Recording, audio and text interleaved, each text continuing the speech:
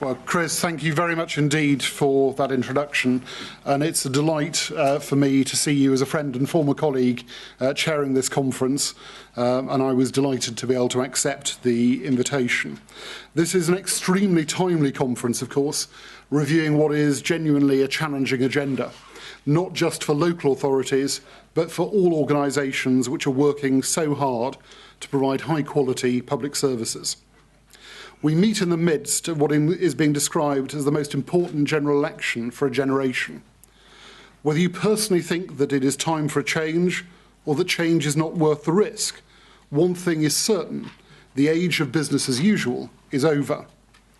I want to start today by highlighting the scale of what faces every person and every organisation represented in this room, whether you work at a local level or in a national, regional or sub-regional body. Whichever political party wins the election in a couple of weeks' time, or indeed whatever the mix of the administration which is formed, local and central government are facing a perfect storm of cuts of at least 15% over the next 3 years. Efficiencies or savings of that magnitude are truly intimidating in scope. But no matter how difficult the prospect, it is one which has to be faced, and one which will require the most significant and radical changes in the work that so many of us in this room do. With the university agreed goal to protect and indeed improve frontline public services, we cannot afford to fail. As chairman of local partnerships, my role takes me to many high-level meetings at which the future is the main, indeed only, topic of conversation. I know that cuts of the size I describe are creating a culture of foreboding amongst many local politicians, chief officers and council project leaders. We've already seen a number of large local authorities grappling with the facts of this situation. Councils such as Nottingham and Birmingham have signalled their intention to take tough decisions on spending and resources. I confidently predict that the announcements of redundancies and service pressures will intensify and grow as many local public bodies face even harsher winds. The reality is that meeting the challenge of reducing expenditure by such large amounts is going to require not just changes in behaviour and changes in how public bodies operate, it is far, far beyond that. The future is about wholesale and radical transformation. Tweaking with budgets and top slicing of costs will not even come close to what is needed, and indeed demanded from a central government machine that will examine every penny piece of spending. Against that clear pressure, and upon that backdrop, however, we must reconcile the need to invest in infrastructure, in which I believe we must include local social infrastructure as well as the mega national projects. The imperative for such investment is, I'm sure you'll agree, more acute than ever. Last year, the think tank Policy Exchange published a highly influential report about the United Kingdom's infrastructure gap. Compared to our European and other competitors, Britain was judged to be in real danger of languishing in the lower divisions. The report calculated that up to £500 billion would need to be spent by the year 2020 to secure our position as a leading industrial economy. Just to put that in context, £500 billion is 5 times the amount spent last year by the government on the NHS alone. With the fiscal position as tight as it is today, I'm sure many of you are thinking to yourself that such expenditure is a pipe dream. There simply is not the funding or finance available within central or local government to afford such investment. And indeed, one could argue that at this time, such spending would be irresponsible, that it is a luxury that cannot be afforded, and that infrastructure renewal will simply have to go to the back of the queue behind other priorities such as education, transport and social services. However, I and local partnerships would argue that our national and community infrastructure needs this investment now more than ever. In a time of economic uncertainty, local public bodies face increased demand from local people who are facing real challenges in their lives, needing support and guidance and appropriate community infrastructure in place to help them when times are tough. That is part of the prospect which is facing us. Earlier, I described the scenario I'm trying to paint as a perfect storm. This is a metaphor which I believe to be true.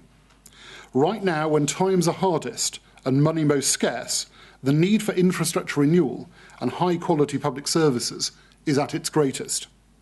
The next few years will see local funding and investment planning driven, I believe, by two absolute priorities, namely a single-minded focus on continuing to provide essential services and the vital need to stimulate local economic growth and regeneration. Fundamentally, I think the financial situation will be such that we'll see a growing move towards local authorities seeking efficiencies at every level of their activities and operations to secure this goal. And that prospect should be one that excites and motivates us, not one that necessarily provokes fear and concern. Of course, the road ahead is going to be difficult one to travel, but the direction is clear.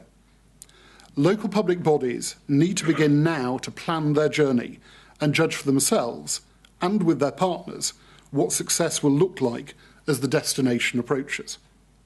So let's look at where the opportunities to secure efficiencies in local public bodies really lie, and what initiatives will drive the transformational change in infrastructure which I believe will be required.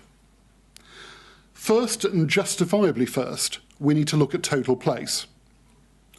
All of you, I'm sure, will be familiar with the growth of the place agenda and the 13 pilot programmes which participated over the last year or so in a hugely exciting whole area approach to the provision of public services.